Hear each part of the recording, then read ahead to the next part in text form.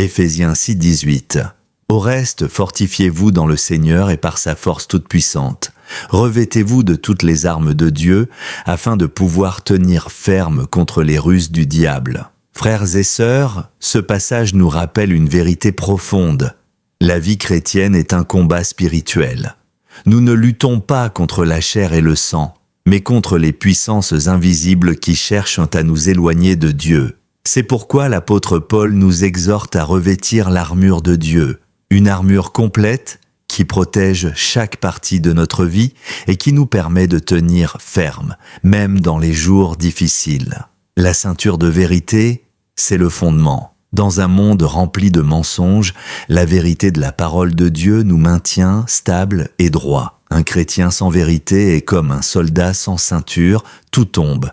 La cuirasse de la justice, elle protège notre cœur. Ce n'est pas notre propre justice, mais celle que nous avons en Jésus-Christ. Quand l'ennemi veut nous accuser, nous déclarer indignes, souvenons-nous, par Christ, nous sommes justifiés. Les chaussures du zèle pour l'évangile de paix. Un soldat immobile est vulnérable. Mais celui qui marche avec assurance, portant le message de paix, avance avec courage. Là où vous marchez, apportez la lumière et la paix de Dieu. Le bouclier de la foi, avec lui nous éteignons toutes les flèches enflammées de l'ennemi. La foi, c'est croire aux promesses de Dieu, même quand tout semble sombre. C'est dire, je ne vois pas encore, mais je crois. Le casque du salut, il garde nos pensées. Le salut nous rappelle qui nous sommes, enfants de Dieu, rachetés, héritiers de la vie éternelle. Quand le découragement ou le doute veulent envahir nos pensées, souvenons-nous que notre salut est assuré. L'épée de l'esprit, qui est la parole de Dieu, c'est notre seule arme offensive.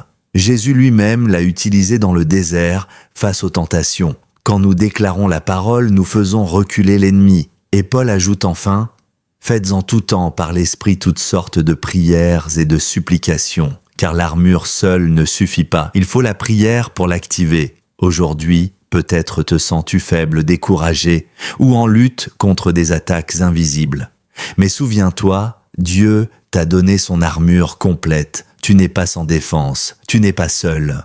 Comme un soldat se prépare chaque matin, préparons-nous aussi en revêtant l'armure de Dieu. Disons avec foi, Seigneur, ceinture-moi de ta vérité, protège mon cœur par ta justice, donne-moi la paix qui me fait marcher, renforce ma foi contre les flèches de l'ennemi, garde mes pensées par ton salut, et mets dans ma bouche l'épée de ta parole. Alors, nous pourrons tenir ferme, non par nos forces, mais par la puissance de Dieu.